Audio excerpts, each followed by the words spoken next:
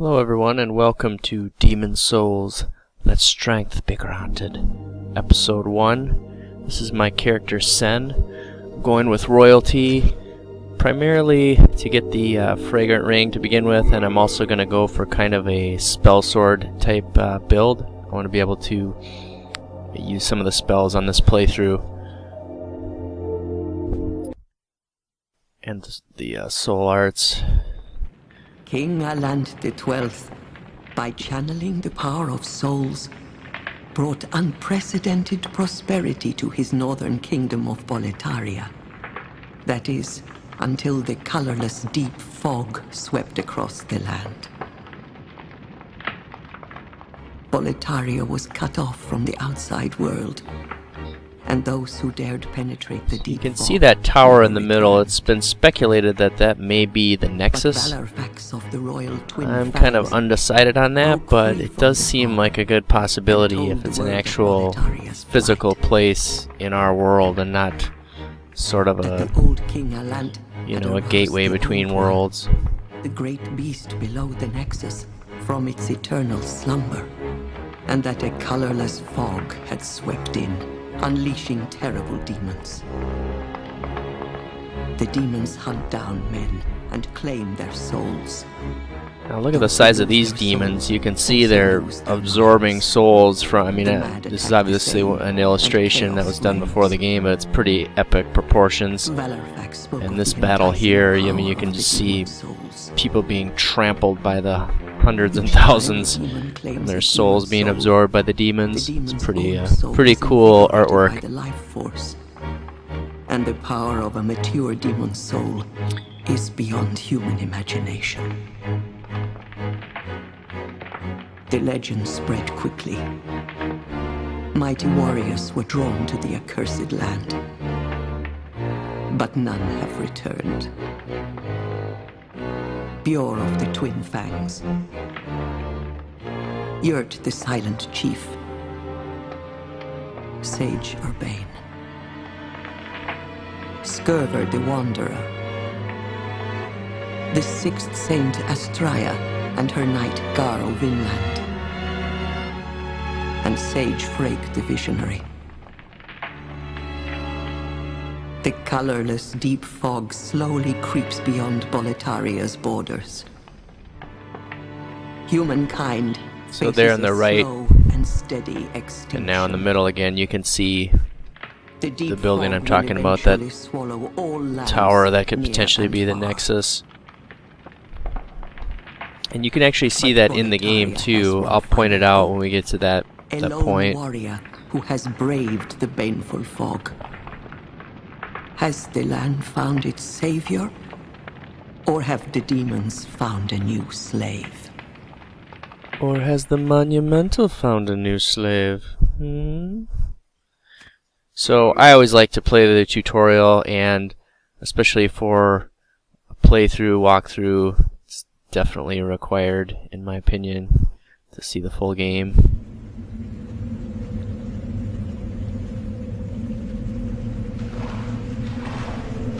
Brave soul who fears not death. I shall guide you. So speaking to us now is the Monumental, who we will speak more to later as the story progresses. So that you may lull the old one back to slumber. So the Monumental's allowing us to slip through the fissure back into Boletaria.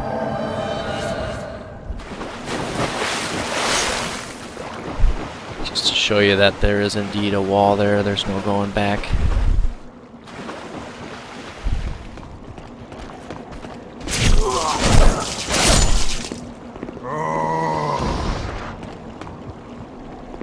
And I'll pretty much be reading most of these messages as we go, just for players who aren't used to them. These are messages left by the game developers actually, so even if you're playing offline, these will still be present. There you can see I do a parry move and a riposte.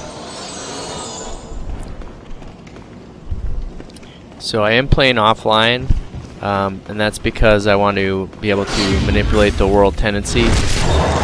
to a greater degree.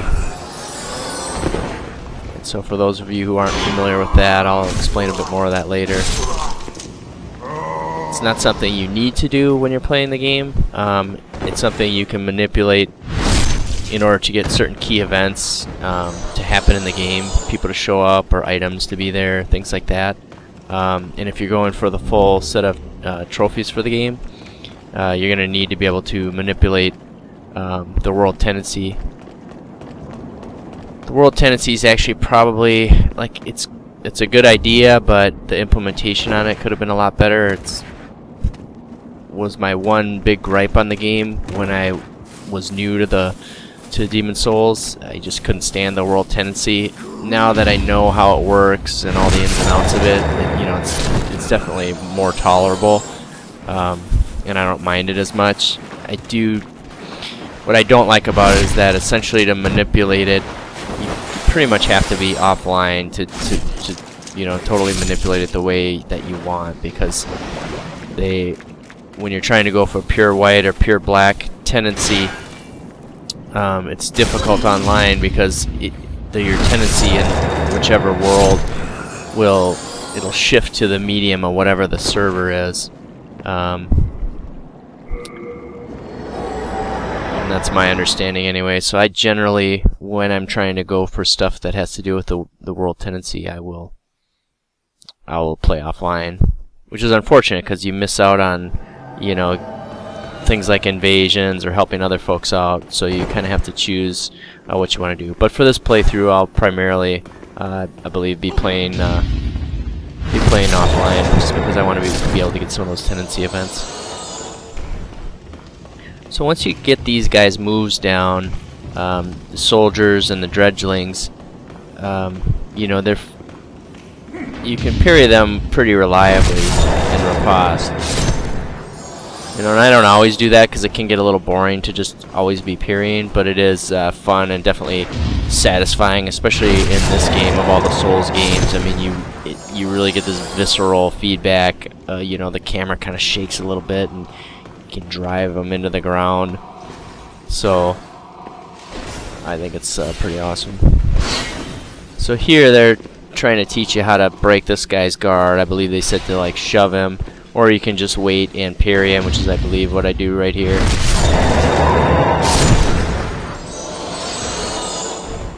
So on guys like that, you can go up to them and push forward on the attack button, and your character will do like a shove move. And you can see that message there was telling me how to change weapons and how to use magic. So I've already switched over to my catalyst, and I'm going to use a little of the soul arts here, soul arrow. And I mean, soul arrow, playing the the magician class, it's for those of you who are new to Demon Souls. If you want something where the game will be a little lighter on you, I would say pick this class. And while I wouldn't say totally rely on soul arrow, it's definitely way OP in the beginning of the game. I mean, you can pretty much run through most of the beginning areas relying on that soul arrow. Now, I don't recommend that, but it's definitely, for new players, it can definitely help you out. Magic is soul arts are very, very powerful in this game. Now, I will be doing a mixed bag. I'm not just going to be running around pew-pewing guys to death with soul arrow, but I will, since I am doing a magic-based class, I am gonna, I'll definitely be using the spells, but I'm gonna try and mix it up as well because I do like to engage in the melee combat.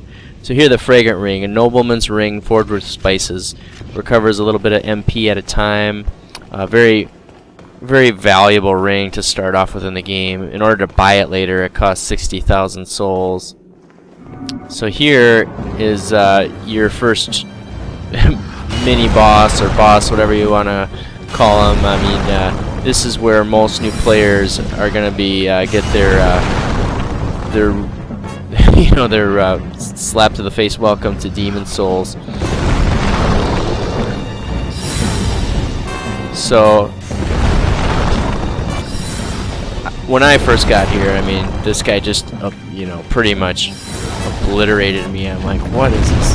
game, what's going on? But that's the point. I mean, you're meant to get stomped here right away.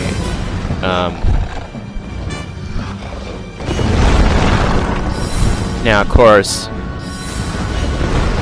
I'm no longer new to the game. I'm quite familiar with Demon Souls, and when you get to a certain level of skill with the game and learn, the enemy movements and things like that, you can definitely. This guy is for sure. He's for sure beatable, but he's still, no joke. I mean, he can one-shot you like with a hit like that. And obviously with the soul arrow, you can even make it an easier battle because you can stay a bit more out of range. But really all you have to do is circle around him clockwise. You see there I tried to do a counterclockwise roll and went right into the move and almost got one-shotted there. We'll see if I make it out of this alive. Oh, but I do. Goodbye, Vanguard. It's good to know you. So, if you're able to defeat that first demon, you get treated to an extra special little area where you can pick up some extra items as a reward for your skillful play on that first mini boss or boss.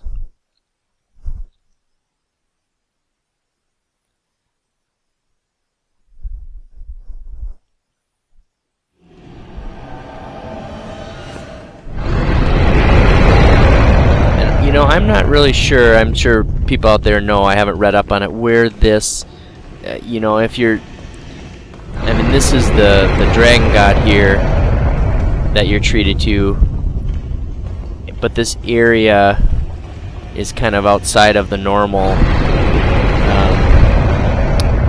where you normally meet him. So I'm not sure what the intention is of where this is supposed to be. But anyway, looking at him here, this is one fearsome looking dragon. He kind of has teeth or fangs, reminiscent of like the alien from the Aliens movies. Pretty wicked. And he's also, if you watch the opening cinematic trailer, is included in that as well. And there's just a great cinematic where he shows up at the end. So here you get a lot of soul items, and you get some upgrade stones as well. So it's definitely worth trying to take down Vanguard if you can. So let's go and shake hands. Excuse me, do you mind if I just pass through this area? I'm just passing through, sir. Oh, hello. My, what big teeth you have. Wait a minute, no. Oh. So yeah. One way or another, you are going to die on the tutorial. It's just a matter of who kills you. Obviously, it's a lot more epic to get Mike Tyson by the Dragon God than being butt stomped by Vanguard. But either way, the result is the same.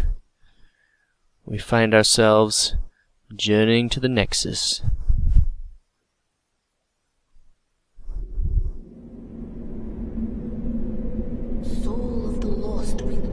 From its vessel. Let strength be granted so the world might be mended. Soul of the lost withdrawn from its vessel. Let strength be granted so the world might be mended. So the world might be mended. So here's our first introduction to the Maiden in Black and the Nexus. Very cool introduction. The Nexus, as far as all the Souls games, is definitely my favorite of the hub areas. This is the Nexus. It holds together the northern land of Boletaria. Thou canst not exit the Nexus, but each of the 5 archstones will connect them to another.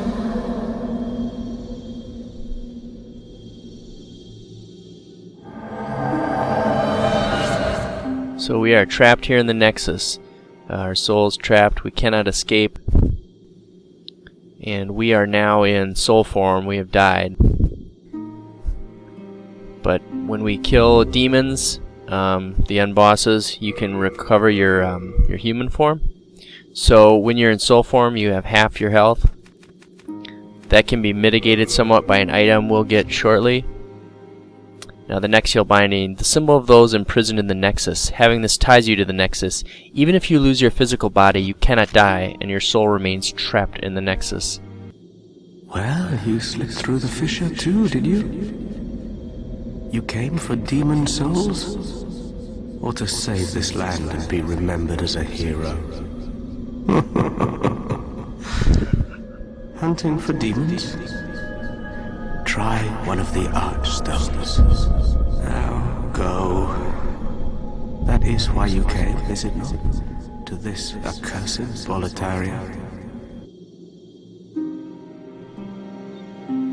So pretty much you have to go to this first Archstone here of Boletarian Palace. And I like these loading screens. On future episodes I'll try to edit these out. I'm still learning the editing piece side of things.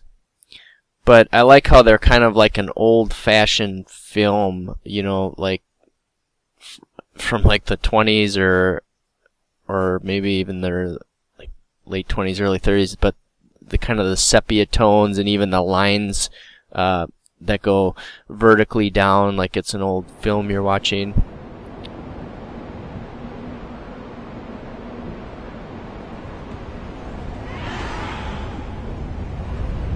So this is a great little extra intro too, you know, it's like they didn't have to add this awesome intro scene to the palace of Boletarian Palace, but they do, and it just adds so much. Look at all these humans and dredgelings caught in its teeth. And you know, it just can't fit you in its mouth, so it's like, well, I'll come back for you. But meanwhile, we shall gather some souls and gather our courage to face such a foe. So if you turn around here right at the start, there's an item here. Some extra late moon grass, which is a good healing item for early in the game. So I mean, now that's a palace. I mean, while Demon Souls might not be as the world's not as interconnected as far as all one interconnection, such as Dark Souls 1, but its levels are, you know, equally impressive. I mean, each one is so fully realized, you know. So while, you know, I have to give the nod to Dark Souls 1 as having the more fully realized, like, whole world where everything connects, I mean, I think that's definitely one of my very favorite things about Dark Souls 1 is just how great everything pieces together and you can see things in the distance and whatnot. But still, Demon Souls, its individual levels, you know, are very large and they're really fully realized as well, you know. So they're definitely equally as impressive, but in a slightly different way.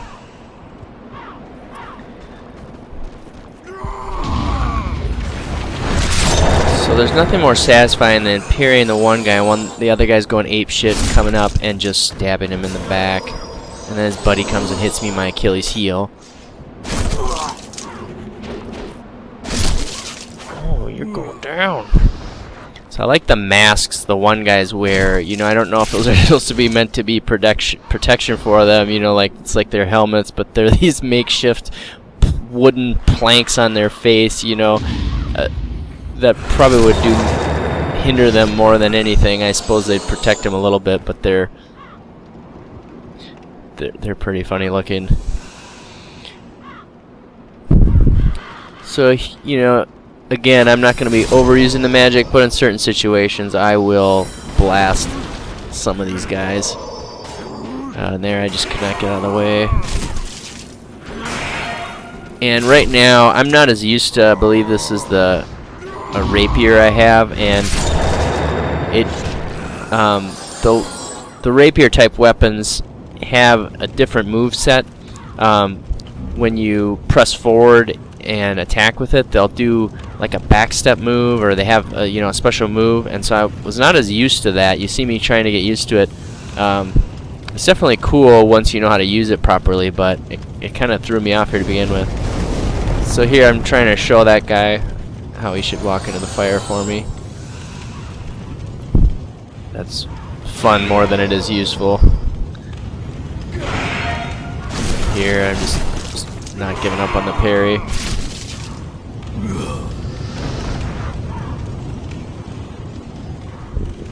So one thing I'd also recommend for new players, you know, and again it depends on how you want to play the game, but you'll notice my character is very light and fast and can do this really fast roll that can roll me out of danger.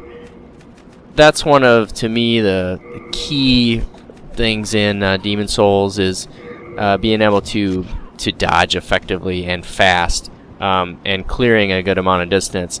Now, in order to do that, you need to have your equip burden, I believe, at less than half of your total in order to allow it to do that. So, my recommendation is to always have it at that. Always have your fast roll. But, you know, it does limit you in the types of armors you can wear, and so sometimes, you know, it just depends on how you want to play the game. It definitely is gonna make your life easier to have that better roll, but you could certainly play through the game with heavy armor as well, but you will pretty much, your roll will be reduced to just flopping over. You know, I mean, you're just way too heavy to roll. Now of course you can allocate your points to mitigate that too, you know, by putting a lot of when you level up, a lot of your points into your equip and burden, into your endurance is the stat. So that will, when we get to the leveling up, you'll see some of that, but that doesn't happen for a while here yet. So you want to watch out for these guys. There's quite a few enemies that have these fire bombs in this first level of the Boletarian Palace.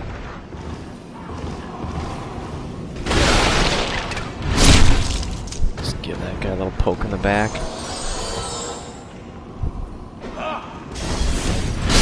And his buddy.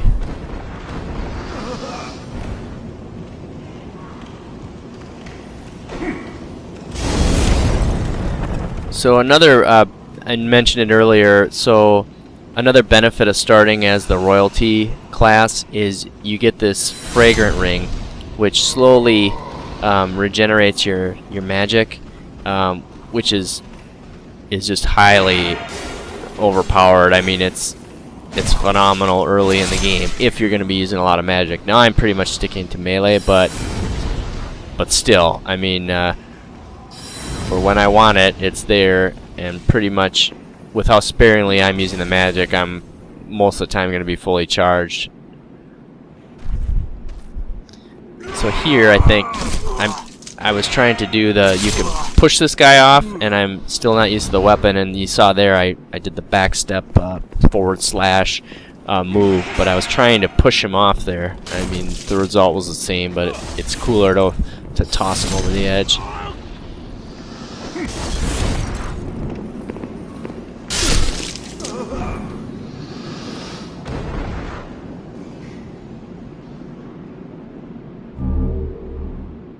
One thing they do a great job on this game too is using the soul items to guide your pathing in the world, you know, almost like beacons.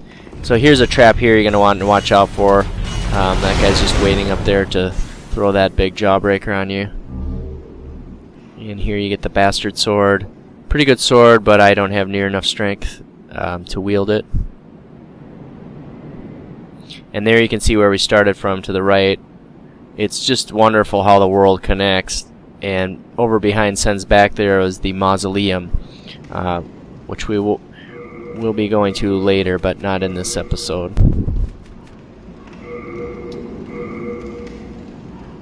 So yeah, there I was just testing out its stats. You need 18 strength in order to wield it. I'm not anywhere close to that. I could probably dual hand it, but I'm a mage build anyway, so I'm going to stick with my lighter sword for now.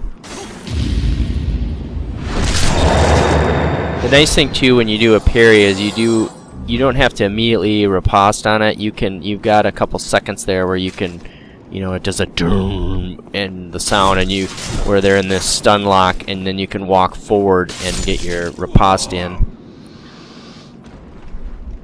So down behind me there is where the mausoleum is. We're not gonna go to that area right now.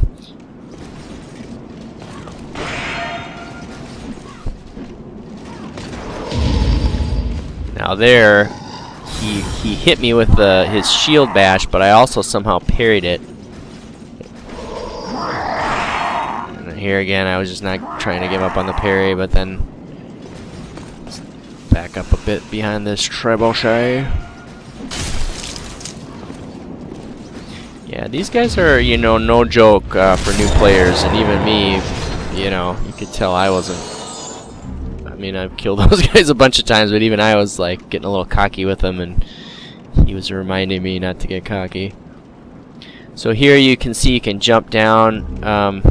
Of the Souls games, Demon Souls by far has I would say, the most forgiving gravity and also the strangest. You can jump down from heights that you would think, is that gonna kill me? And a lot of times it won't. You'll survive it. Here I got the light crossbow, equipping some bolts. Very useful to have, especially in place of if you're not using any soul arts, just a soul arrow, and you want a ranged attack. And that guy just was a death of 1,000 cuts for him.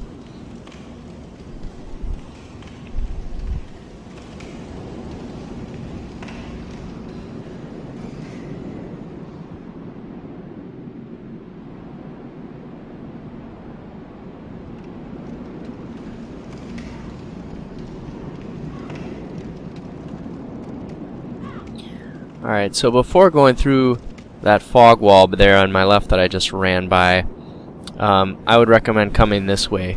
And the reason for that is there's a shortcut we can open at the bottom of this tower.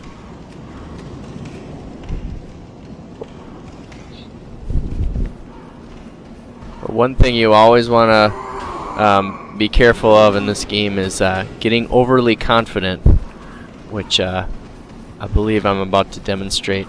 So normally these guys will jump towards these barrels and blow themselves up, and then I just finally could not wait for them to do that, so I helped them out a bit.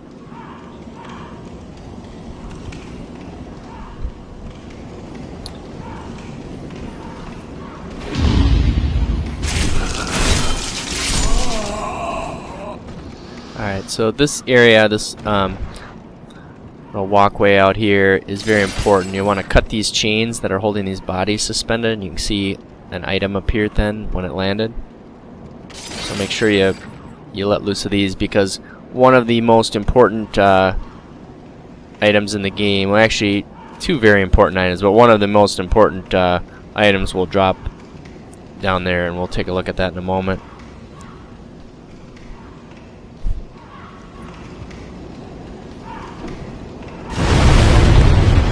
So I would say make use of these fire bombs. You know, don't be stingy with them. Go ahead and use them right away. As you can see, they're very powerful early in the game, and these guys are annoying. You might as well just fight fire with fire and give them a little present. And you can see how you can bait guys like that are below you into attacking towards you when you're above them, and then fall behind them and backstab them. So here, this opens up a shortcut.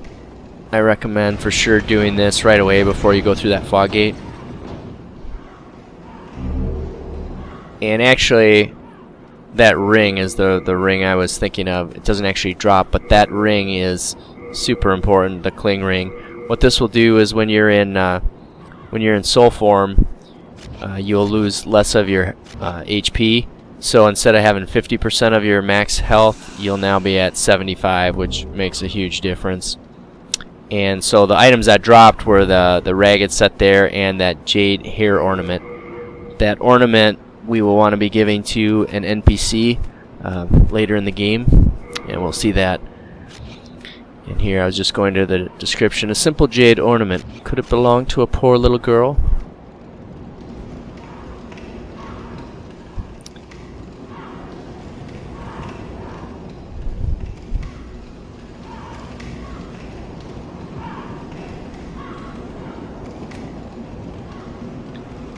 So here you can see I was trying to get out that crossbow, but whenever you're unable to use a item with your current stats, it'll give you that ability shortage. But a lot of times if you switch to 2 hands using it, you will then be able to use it.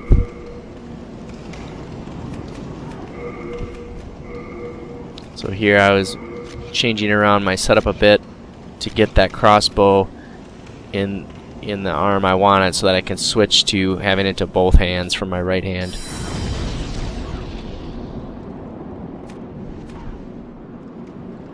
And it's just me testing out my item setup. Alright, so you'll walk through here and look down there and do a little leap and a whoa! That's what we call some fancy footwork. That is probably what I just picked up there, the Thief's Ring. It is, I would say, not even arguably, I would just say it definitively is the most powerful ring in the game. And That was a bold jump. you know, I kind of, indeed.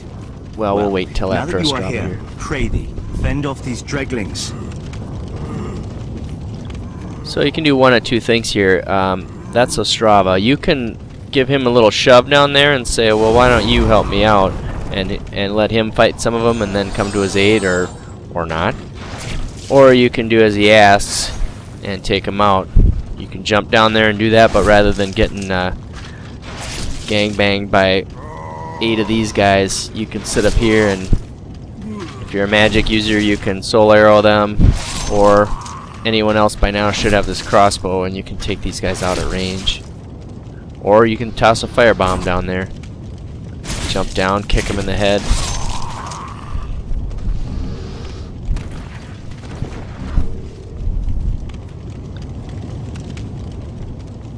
So this here is Ostrava. He's one of the most important NPCs in the game. I am Ostrava of Boletaria.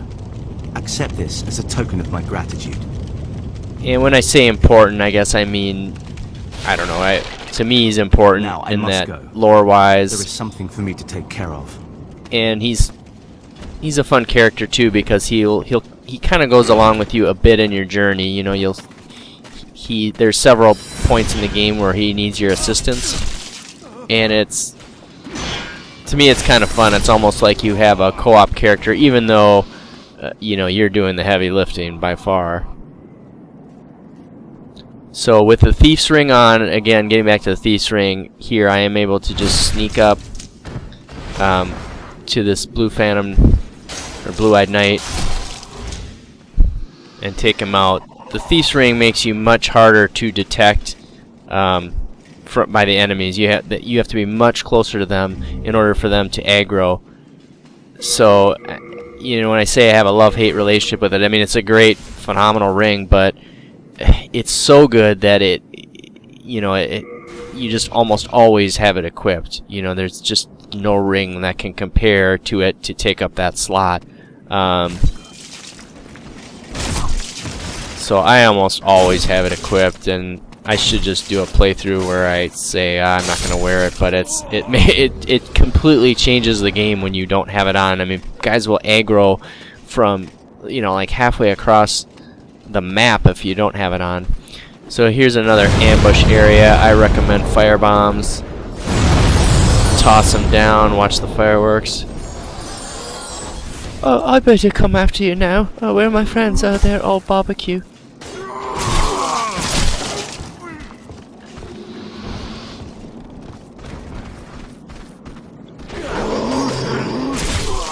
You son of a bitch.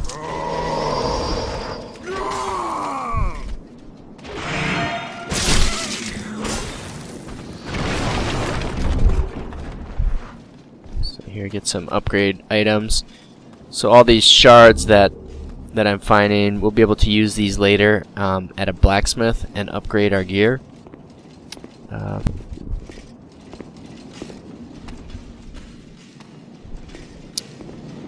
No matter how far I venture, only the soul-starved remain.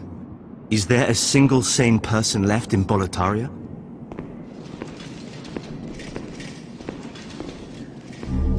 So yeah, all these dredgelings, No matter how far you I know, venture, have lost their souls, only and you know the soul's linked to your mind. So once you lose your soul, you pretty much become a soul-starved. You pretty much have gone mad.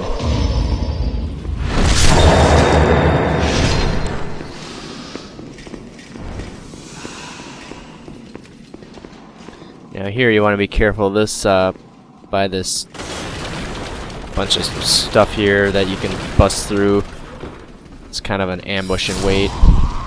So I take a couple of these guys out at range. Try to anyway. This guy was having none of that. So here too you can see I switched to a better weapon. This I believe I got the scimitar now. Scimitar down now, dredgeling.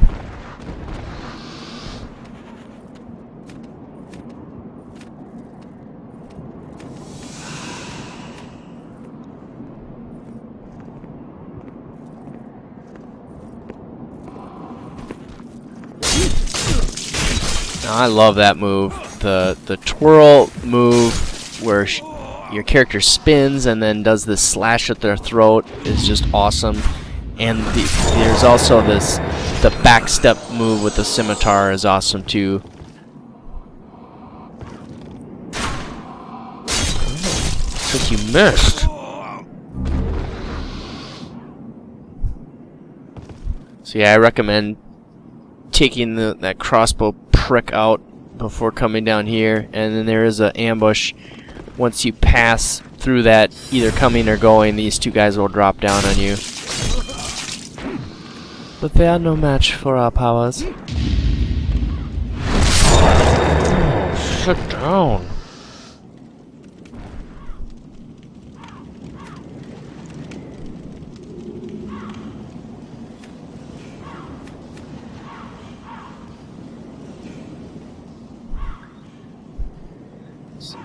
So had we not jumped down from those steps and gone to rescue Ostrava right away, we would have come around the corner down those steps, and we would have been on the other side of this to my character's left there. So there's a couple ways. So yeah, you can see there those steps that we dropped off of. And there I was trying to be fancy and just completely made a fool of myself.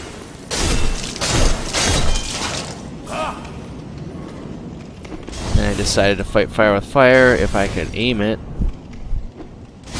There you go, present for you since you like them so much. So yeah, and then you would come through this way. And then you'll want to come through here and break these planks that have been set up as barricades. And in here is a NPC dredgeling salesperson. Mostly stolen, but who's telling you?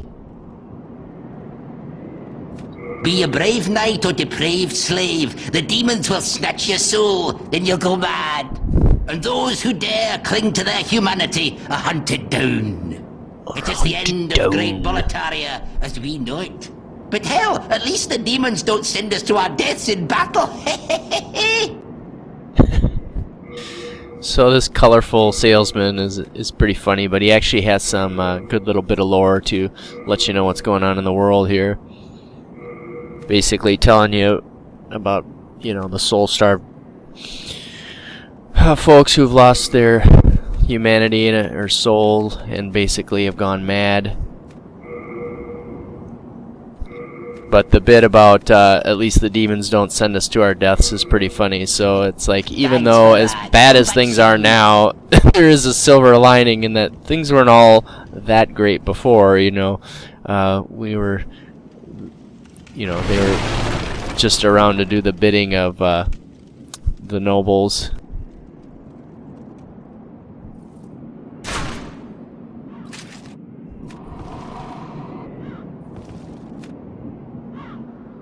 Alright, so take this blue eye knight out.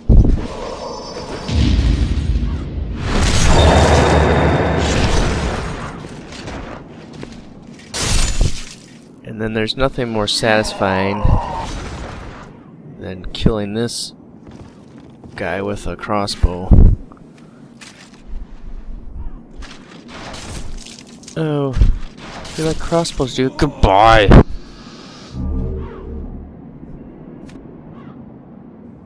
Here's a great view from this this lookout here. Just the level design on the Boletarian Palace is awesome. I mean, it's amazing.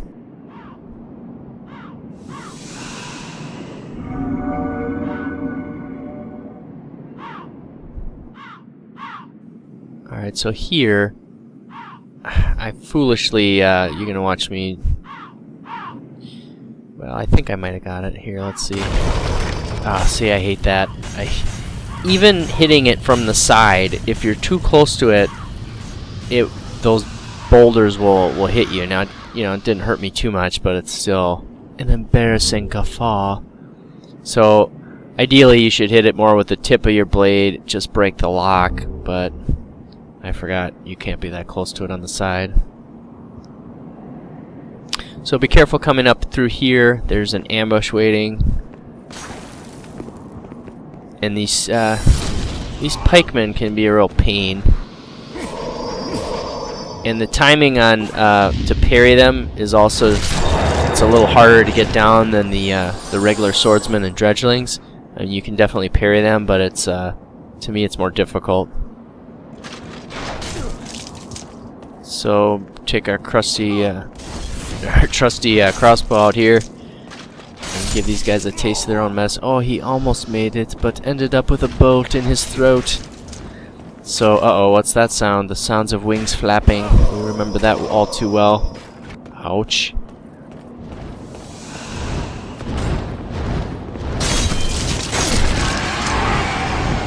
Alright, so when you linger on that bridge long enough, the red dragon will make his presence known.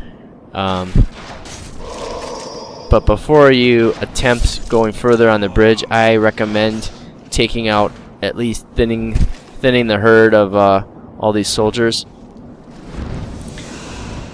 because it can be difficult to get through them in a hurry, as you know, trying to get underneath the dragon.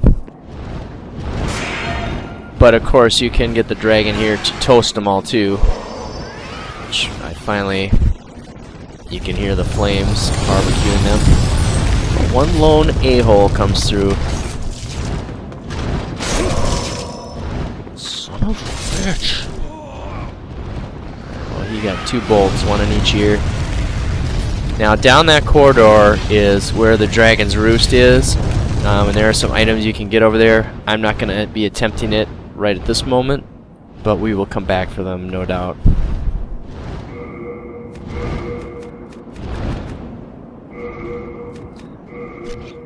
So here I put my fragrant ring back on to get a little bit of more of my MP back.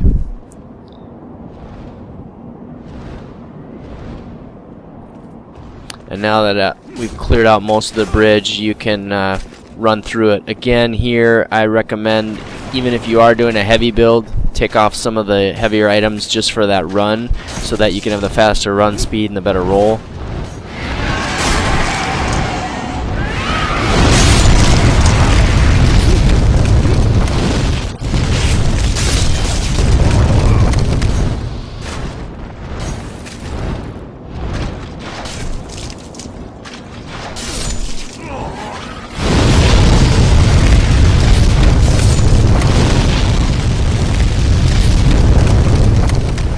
You know, it's not really worth getting that crescent grass, but it's right there. Just have to do it. So we'll item here.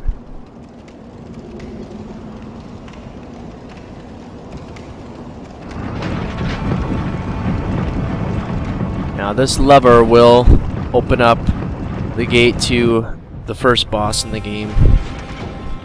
If you're not counting Vanguard.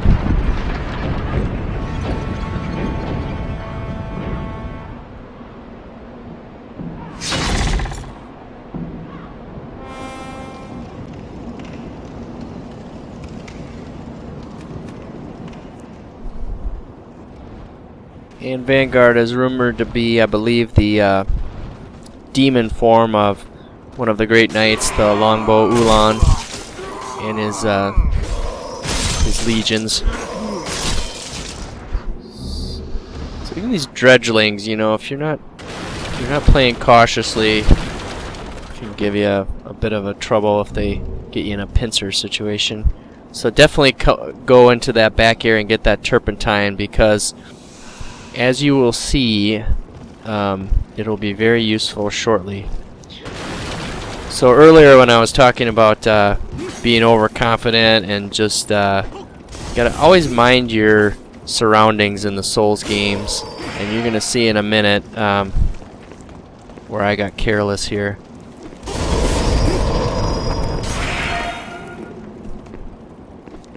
These, wow, he just came right up against that flaming wall.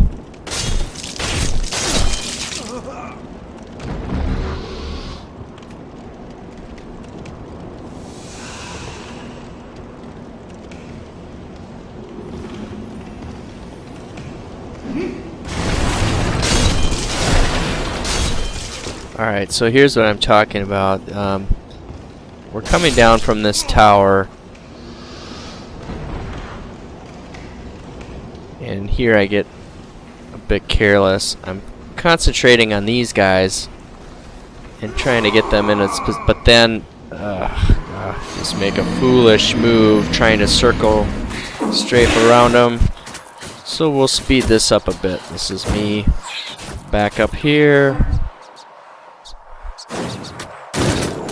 This time I open it correctly.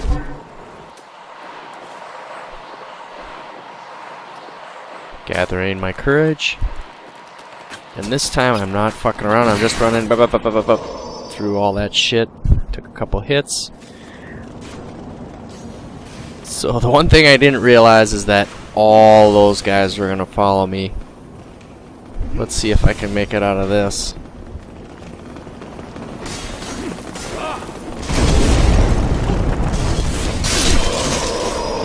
Here, what I'm forgetting about too is I've got those guys in the hallway behind me, so it gets pretty it's pretty close here. And I was trying to roll through that low bench, thought it would break it but didn't, almost bought it there. And now, like a turkey shoot, they line up for me. Welcome to Soul Arrow Alley, gentlemen. Please have your ticket in hand.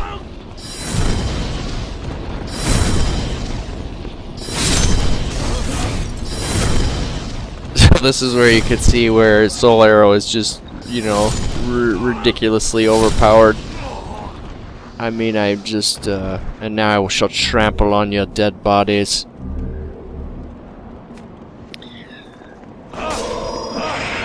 And normally I wouldn't just Soul Arrow them, but when I got 10 guys on me, I will not hesitate to Soul Arrow them into oblivion. And I didn't want to die again after that foolish backstep that I did. But that's part of the fun of Souls games. You always gotta be on your guard.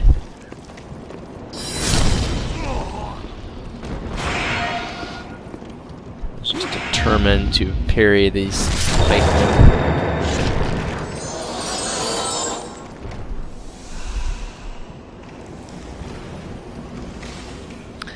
Alright, so this guy was just like, just end it. It's not worth living. Alright, so here you can see as I'm going down these steps, I'm like, I'm not fucking doing that again. Let me be very careful. Keep my back against the wall.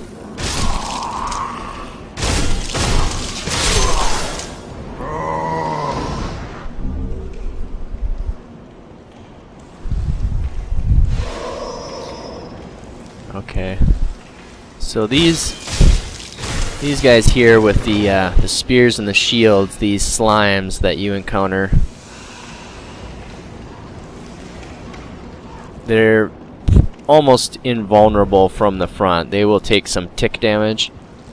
There again is the starting area, but you'll want to get behind them. you'll do far greater damage, and they will sometimes drop shards to upgrade your weapons.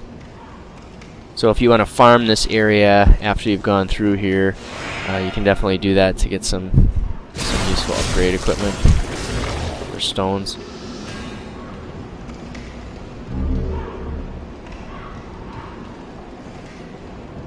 And here, this opens up the final shortcut in this gate.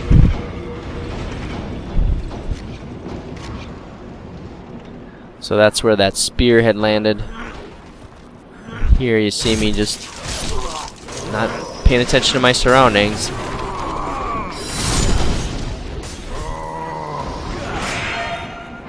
I forget about the one idiot who's hiding behind that barricade to my right.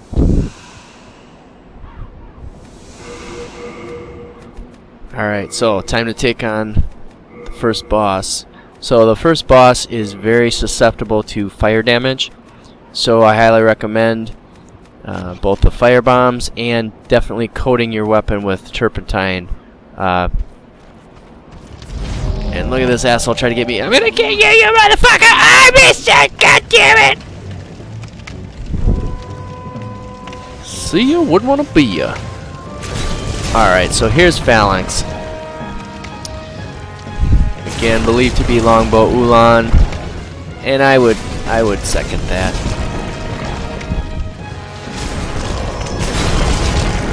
So, you know, this may look very easy, and you know, in this first boss, you know, once you know what's going on, like anything, is very very easy to manage. But a new player coming to this, if you don't know that that Phalanx is susceptible to fire, much more challenging. Once you know that, it makes the fight a lot easier. And then just getting you kind of want to stay in constant motion, so that you're always getting behind his legions and hitting them from behind, and also so they can't get you in a pincer hold. And you know, they give you a nice open space, and they also give you these great pillars on this first boss that you can easily go behind and heal from, and which will block the spears that are sent at you. And so what you're looking for, obviously, on the boss is an open area where there aren't shielded legions blocking his flank. You'll want to get an open spot on him to inflict damage. So you can either take out these guys one by one, they don't respawn, or you can simply, you know, lead them away so he has an open spot and then target that spot. I do a little bit of both here, but you can see that the damage with fire on him is extreme. And good night, Phalanx. So we have attained a demon soul and a power beyond imagining. And we have regained our body form, so you can see our health bar there. We now have our body form. We also, when you're in soul form, you kind of emanate this shimmer to you, which is now gone. That other sort of glow about me is, I believe, the effect of one of the rings I'm wearing. I believe I still have the fragrant ring on.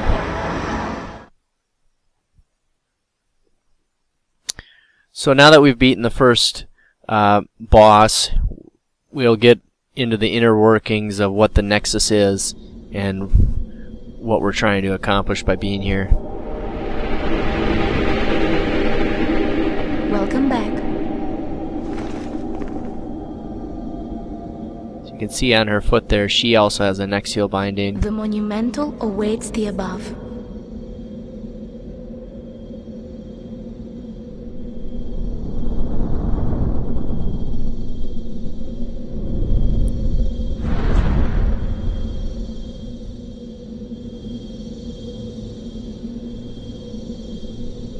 The monumental will explain the Nexus to thee.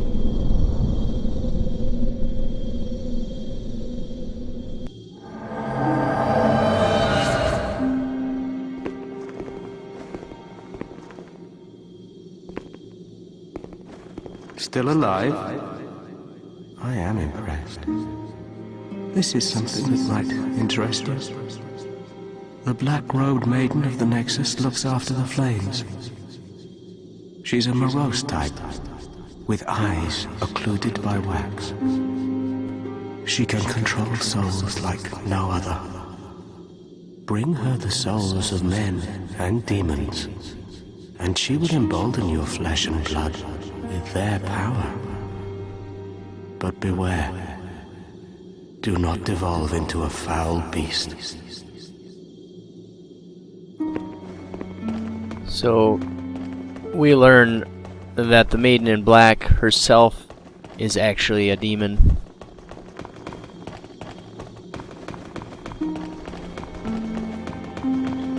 Alright, so let's go visit the Monumental.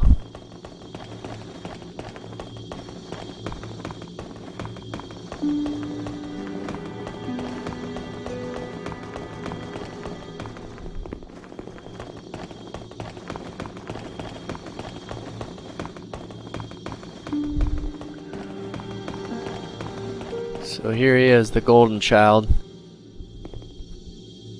We have long awaited you, Slayer of Demons. I am one of the Monumentals. We preserve the fabric of reality. There is something thou needest to know. Once, we too, a scourge of demons faced. In the distant past, under a benevolent rule, the world was united, owing to the soul arts. Soul arts sound Until good. A lust for power caused the awakening of the Old One. Across the land seeped a colorless, deep fog, and the world faced extinction at the hands of the demons. Oh, soul art's bad. Thanks be, we were able to lull the Old One back to his slumber, yet only after the loss of innumerable souls, and half the world lost, erased by the fog. Jesus. In order to mend the fabric of what land still remained, we entrusted 6 elders with 6 precious archstones. 1 to the king of a small yet diligent land. 1 to the king of the burrowers underground. 1 to the wise queen of the great ivory tower. 1 to the chieftain of lost and ill-fortuned souls. 1 to the shaman of the tempest-worshipping shadowmen. And the last to the great giants of the northern lands. And sadly, that last archstone we will not be able to visit. Placed at nodes across the earth. We contained the Old One inside this nexus and banned the soul arts. Finally, we became monumentals, half-living sentinels of the fabric of reality. Alas, the other monumentals have perished, and only I remain.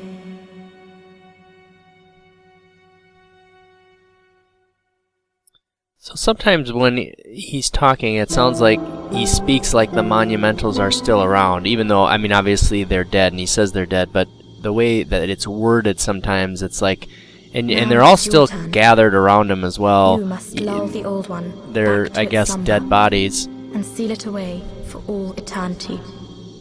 If not, the deep fog will absorb all that we know. Have you the strength to accept this mission? Looks like I don't have much of a choice. Yes, we are fortunate indeed to have you.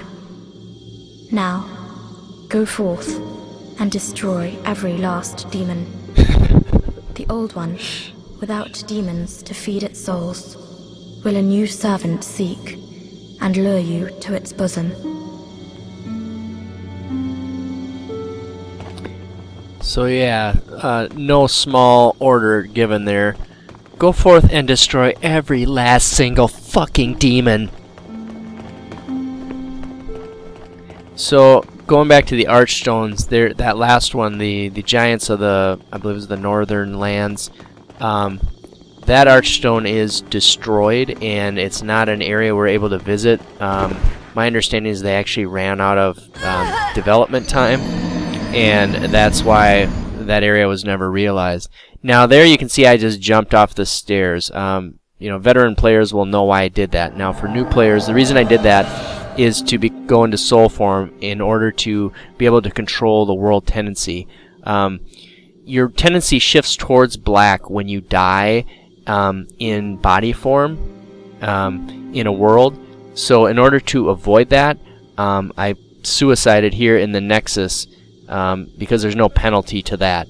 So my recommendation is to always be in soul form, and to make sure whenever you do revive to human form, if you're trying to do any of the any of the events revolving around world tendency, you make sure to suicide beforehand in the Nexus so that you're always in your soul form. Very important.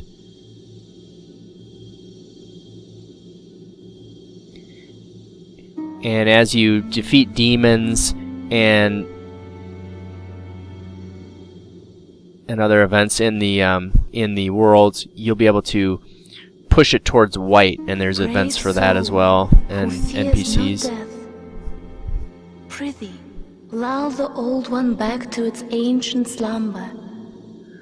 Well, this will wrap up the first episode here. I appreciate you watching. She gives you the stones there to connect to other worlds for online play, and you can now level up with Maiden in Black. Thanks again for watching, appreciate it, and hope to see you guys soon.